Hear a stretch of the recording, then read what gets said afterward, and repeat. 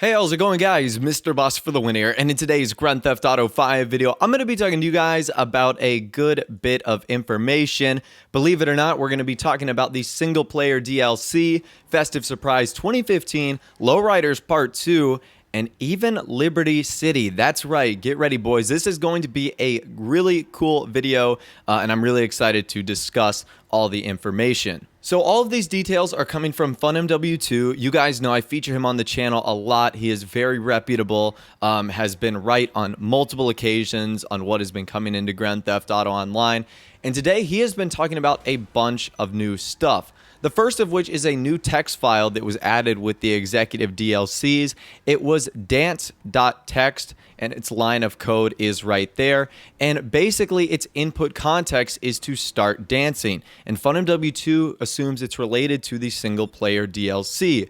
And as you guys know, there was once a time in Grand Theft Auto Online where we could actually get into the Bahama Mamas nightclub, and it had like a full lit interior. It had like a disco ball, a DJ table, it had like a full bar. You could go inside, and typically when you see buildings with full interiors, Rockstar has plans to use them. But as you guys know, the Bahama Mamas nightclub is not able to be used in Grand Theft Auto 5 or online. In fact, the last time we saw anything very similar to this was in Grand Theft Auto 4's DLC, The Ballad of Gay Tony, which featured nightclubs where you could actually like dance and use the clubs for their intended purposes. So I thought that that was pretty cool, and it does add some interesting discussion into what could possibly be coming into the single-player DLC. It might be a side mission, or it might be something full-fledged like what was in The Ballad of Gay Tony with the whole nightclub and dancing scene. So again, it's just something to think about. He also put out another tweet that said, "Can't wait for Festive Surprise 2015, Lowriders Part 2, and Liberty City, ...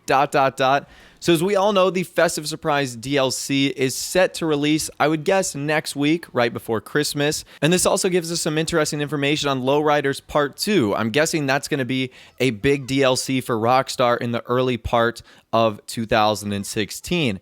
If I had to take a really good guess, I would say that this would probably come around late January, February, maybe even March. I think that because we've gotten so many big DLCs lately, if you consider Lowriders Part 1, the Halloween Surprise, the Executives, the Festive Surprise 2015, that's really big DLCs back to back to back. So it wouldn't surprise me if Rockstar took a break, but it also wouldn't surprise me if Rockstar just kept their momentum going and gave us a really nice Lowriders Part 2. And he also brings up Liberty City, which is really interesting. I'm not sure what to make of this. He clarifies a little bit by saying, I'm not talking about the texture found in the files. I'm talking about actual Liberty City. And if you guys don't know what he's talking about, there was a new t-shirt added into Grand Theft Auto Online that says I Heart LC, which stands for I Love Liberty City. And you can actually get this by downloading Liberty City Stories, which is the mobile game for iOS. He's not talking about that. He's talking about the actual Liberty City. So I'm not sure what FunMW2 is on about right here. I wasn't going to dare ask him any more questions regarding that because it certainly looks like it might be a mystery to him. And if it's a mystery to him, it's certainly going to be a mystery to us. But I'm excited to see what the potentials are. I mean, who knows what this means? Does this mean that Liberty City will somehow be involved in a single-player DLC, meaning our character would travel there for a mission? Or maybe it's somehow added into Grand Theft Auto Online. We take advantage of the airport. I'm really not too sure. That route seems a little bit more far-fetched than the single-player option. But still, at any rate, I'm very, very excited for what that possibly could mean. And even though Liberty City sounds extremely far-fetched and something difficult for Rockstar to do in-game, whether it's Grand Theft Auto 5 or GTA Online, FunMW2 has actually talked about how it might be a little bit easier than we all think.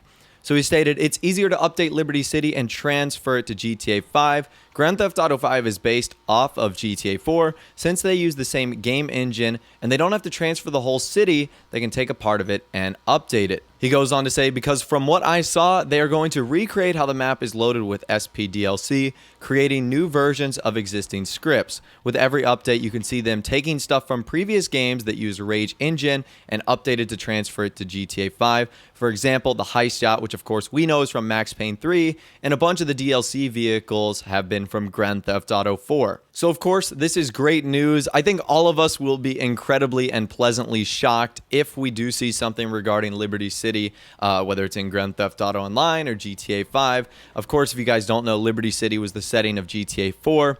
Probably one of my favorite games of all time. I love it. It's the fictional land of New York City. So I really do wish it would be added into the game. That would be so amazing. And finally, last but not least, FunMW2 gives us some information regarding the current DLC that was just released, Executives and Other Criminals. He says they didn't. This update is developed from early 2014. Same with the single player DLC. So it seems like Rockstar had obviously been planning this update for a while now, because it did feature a bunch of game-changing additions to Grand Theft Auto Online. Obviously, the customizable super yachts, apartments, stilt home mansions, whatever the case they are.